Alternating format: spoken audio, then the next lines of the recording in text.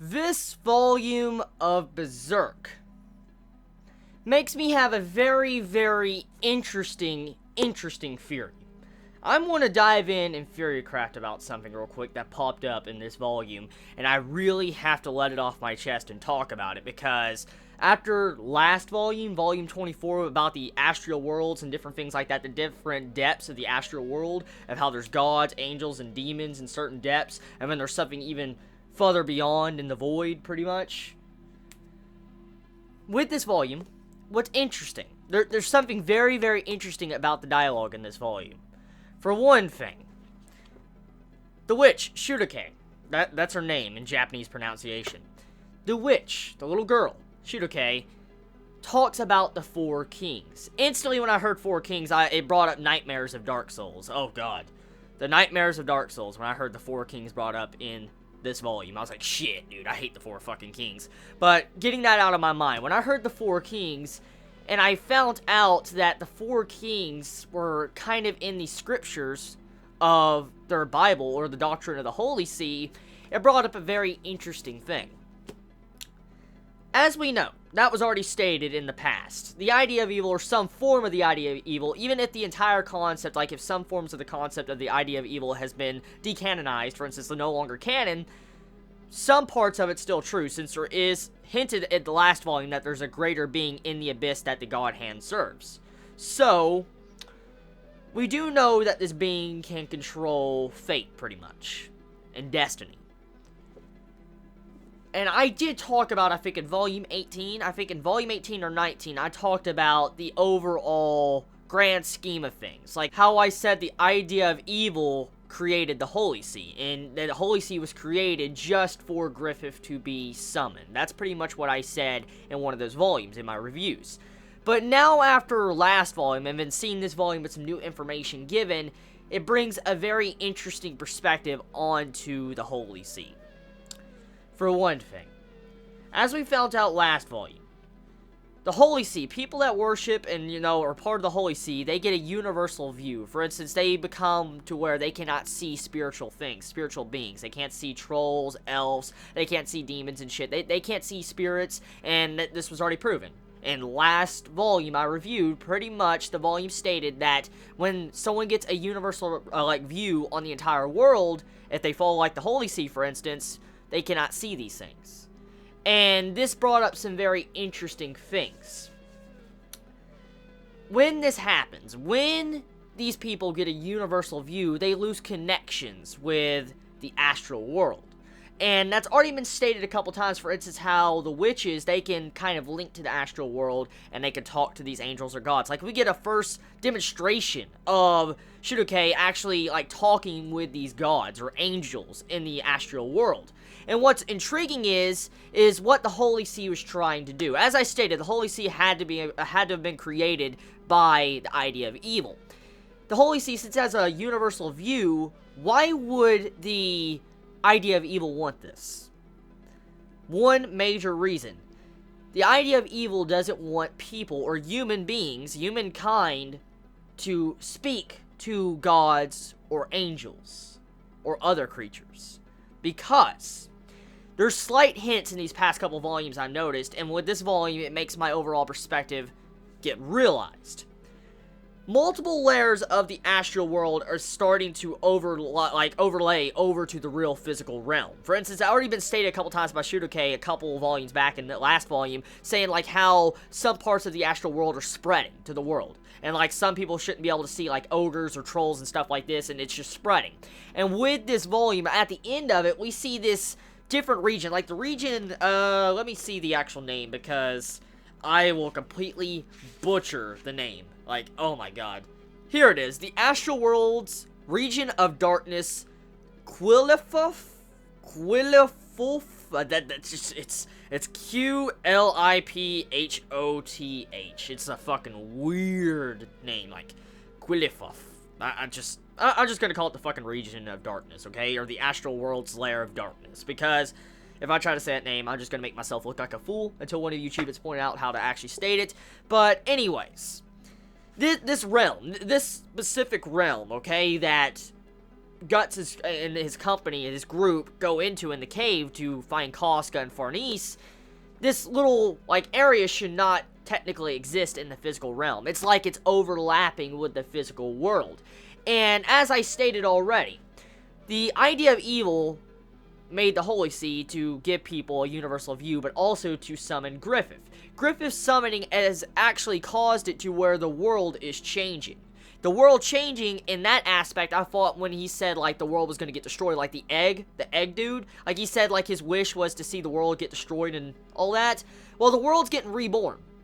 And the new world coming is the astral layers of the world mixing with the physical realm. And here's where I think is going on right now. The idea of evil, or whatever creature it is, way off into the abyss that controls the God Hand, its main objective is to mix all the astral layers together and make it, like, become part of the physical world. And in turn, if I'm guessing these certain layers fuse with the physical realm, the idea of evil, or the God Hand, could possibly escape from whatever realm they are in, and they can come into the actual physical realm. For instance, as we know, the God Hand are stuck in their own realm in the astral world. It's already been mentioned, I think, in volume 18 or 17. It was mentioned a while back. They are in their own world, and Griffith being summoned was the first God Hand to ever really be summoned back into the real physical realm. And he can't technically be touched by any physical weapons or anything like that. But I personally believe the idea of evil has set up the Holy See to stop it to where they cannot help or summon any more allies to stop Griffith or the idea of evil or God Hand. Let me explain why. Holy See. Witch hunting.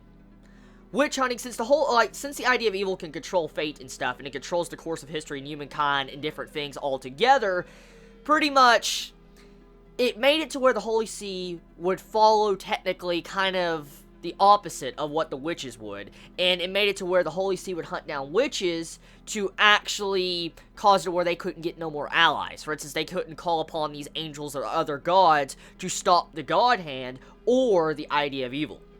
I think that's what the idea of evil was actually trying to do. I don't believe the idea of evil is still that heart thing in the abyss. I don't. It's probably something else. But whatever it is, probably wants to leave wherever it's at. Come into the real realm, however it is. But get born again into the physical realm. That is what I want to say. It's pretty much removing all of its enemies over decades, over a course of decades and millennia. It's pretty much setting up the history to where humankind gets detached from witches and other spiritual beings, for it can come into the physical realm and fuck everything up. That's pretty much what it's trying to do. That's my theory. So, besides that, with this theory I have a very, very good theory that, like I said, if the layers are fusing with each other, I don't know necessarily if it's all the layers that go into the astral world, how deep it goes, but for this realm of darkness that supposedly is the realm of darkness to fuse, kind of starting to fuse with the real world, it makes me believe that maybe the God Hand might eventually come into the real world. Like they can manifest like Griffith. And that's Griffith's purpose. Him coming into the real world has fucked up the entire world. So, moving past that. Now that I moved past that, and I've talked about that, hopefully you all understand where I'm coming from, what I'm trying to mention. But, besides those factors of this, we got the 4 kings, supposedly. Like, the 4 kings, I have them written down because I didn't want to fuck up their names.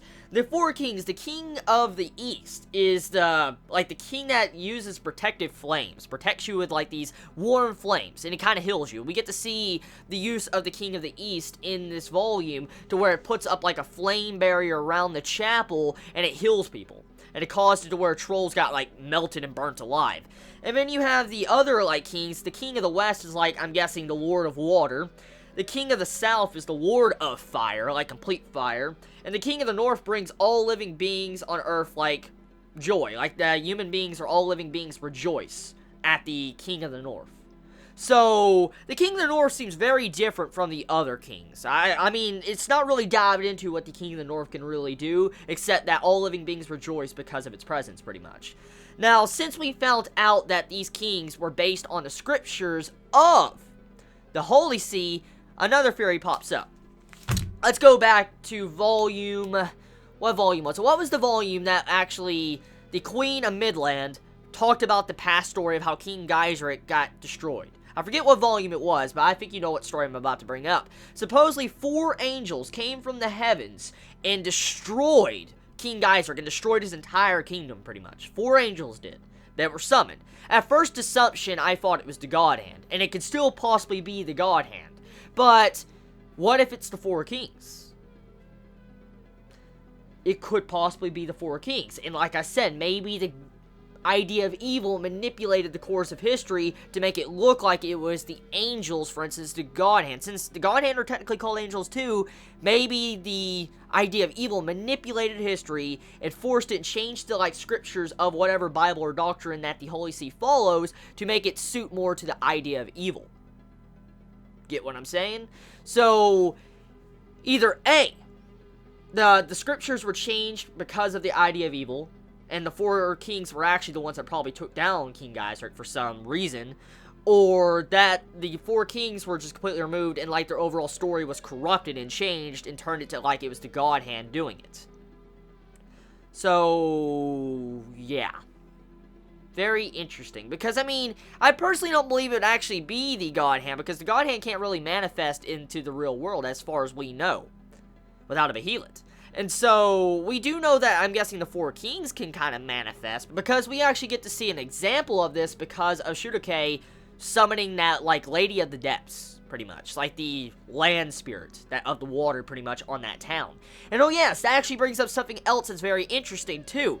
I find it very, very interesting how the Holy See's Chapel was built upon one of the, like, spirits of the land. The Lady of Depths is, like, shrine.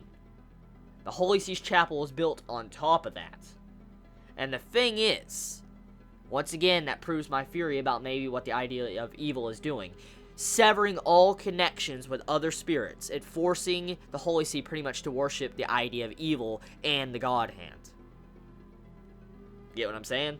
It's just very, very convenient how the chapel landed on top of that shrine. And probably there's been many other shrines and religions that have been trampled upon because of the Holy See. I'm willing to bet it. I am willing to fucking bet it. Since Kintaro has wrote, like, real historical type stuff with the churches, I am willing to bet that type of shit has happened. I am willing to put money on it. That I'm going to find out that the Holy See has put other chapels on so many different parts of the land. What it has to do with different spirits. Okay. So, besides that, getting off of the topic of that, at the end of this chapter, we see a rape scene. We see trolls raping women from the village. These trolls are raping women. And it is so fucking graphic. As always, when it comes to Berserk, it's fucking graphic. Like, holy shit, dude. Like, oh my god. I'll never get used to seeing freaking characters getting raped in Berserk. I won't ever get used to that.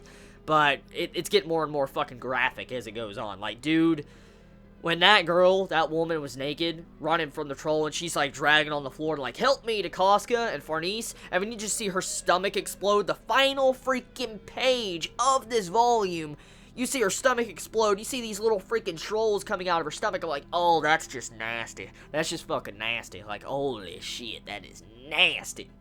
Disgusting. Fucking disgusting. But, besides that,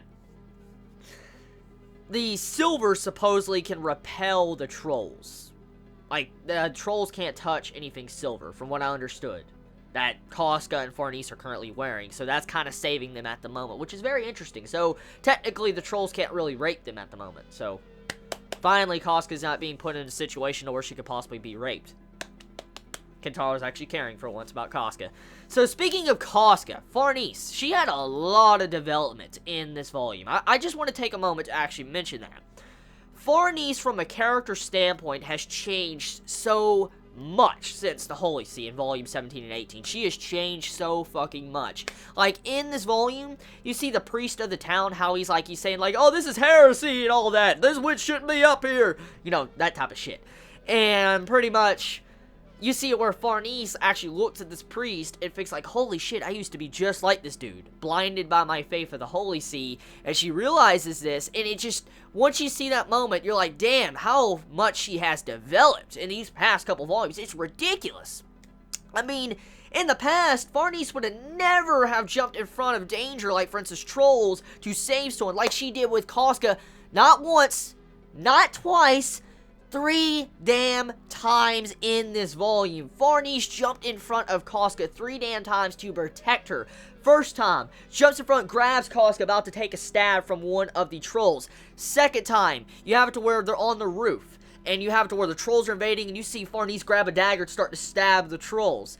Third time, you see it to where she's starting to protect Casca at the end of the volume when the trolls are surrounding them. Just, that is amazing. That is fucking amazing, dude. Like, I am really having a respect for Farnese. I really am. At first, I didn't when I first met her character, but to see her development to this point, it is amazing. It really is seeing her character developed like this and how she's willing to put her life on the line to actually save someone. It's just so ridiculous. And also, this leads into Serpico's actual development. At the end of this volume, he lets Guts and other people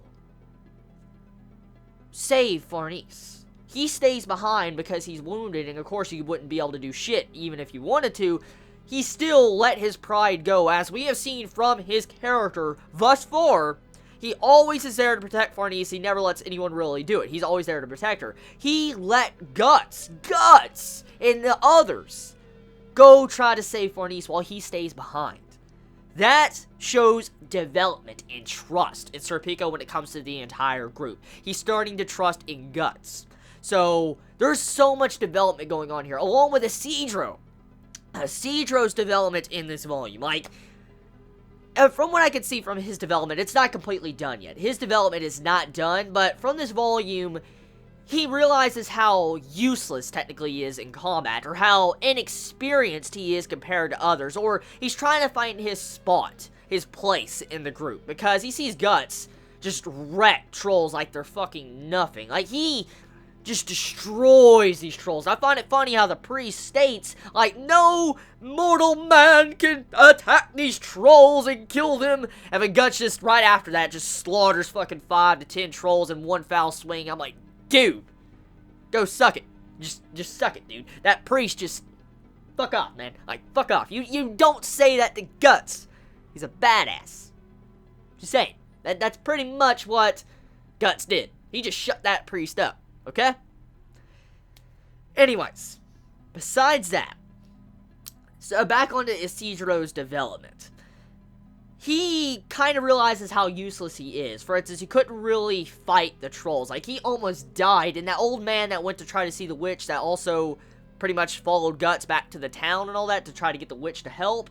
Pretty much, he jumps in front of, like, a killing blow that would have killed Isidro, and he took a hit to the back. Thank God the old man didn't die, but he took a hit to save Isidro, and in the course of this, we find out some hints at Isidro's backstory. We saw slight hints at his backstory in the last volume. For instance, he looks like he ran away from home, and he went to seek his dream. The old man has some very interesting dialogue in this. Like, he states, like, the reason why he ran into the forest when he was a kid wasn't really to see the witch. He ran away from his responsibilities, his ailing mother that was sick and dying, and the village entirely, and he ran into the forest. And then he eventually came upon the witch, and it changed his entire outlook and perspective on the world, and he went back. And as he stated, what was really interesting, I'm not going to be able to quote for quote, because I don't remember the exact quote for quote, but he stated that if he would have went for his dreams, he would have missed some other things that would have been inexcusable, or like, he couldn't replace. Like, if he would have continued to seek his dream, he probably wouldn't be able to save his mother and live a happy life. That's pretty much why I think he was understanding. And he kind of, said this to Isidro, and Isidro seemed like he actually could relate to the old man, and the old man and him were very similar with their past. So, I felt that really interesting with Isidro's development. Moving past that, okay?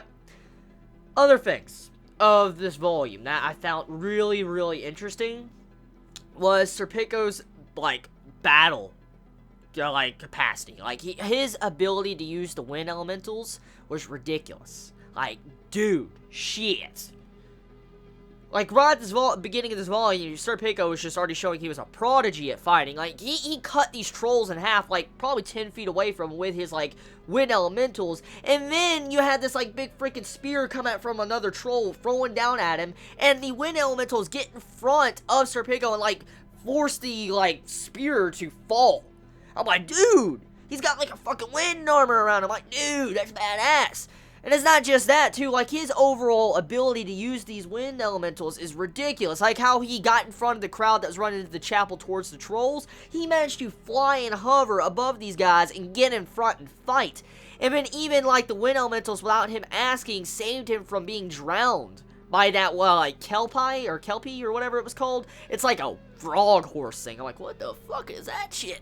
I know it's a real mythological beast, but I don't know exactly how to pronounce it. I think it's Kelpie or Kelpie.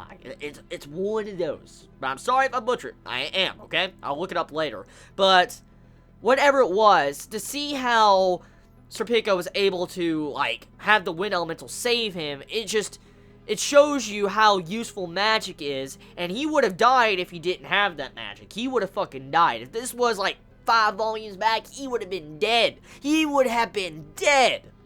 So, yeah, it just goes to show you how helpful these wind elementals are, and I wonder exactly what the fire elementals with Isidro is going to do for him, because we still have yet to really see their abilities. Now, I pretty much think I covered everything I wanted to cover of this volume. It was a pretty basic volume. I mean, there's a lot of development, like I said. I feel like I'm missing something. I really do. I feel like I'm missing something real quick. But, oh, well, I'll cover it in the next volume review. And pretty much chapter, or volume. Fucking amazing. Like, fucking amazing. Dude, it's Berserk. Berserk is just always 10 out of 10. I really can't rate it because it's so close to perfection, it's unimaginable. Like, this series, the writing, the lore, the characters, the development is just so amazing. And I really, I can't really say that any series can really compare to Berserk. I really can't. I'm a Hunter x Hunter fanboy, okay? But Berserk, man, I'm sorry. Hunter x Hunter, sometimes I don't believe Hunter x Hunter could touch this Berserk quality. I'm sorry. I'm a fan of Hunter x Hunter, don't get me wrong. I'm just saying that. So, anyways, guess this concludes my volume review of Volume 25 of Berserk. Tell me your thoughts in the comments below. I love y'all so much. You have a wonderful day or night wherever you live. And get ready for Volume 26 next week. I've been told by a lot of Chibis that's going to be very good. So, looking forward to actually reading it, see what the overall hubbub is about. Be safe. Chibi out.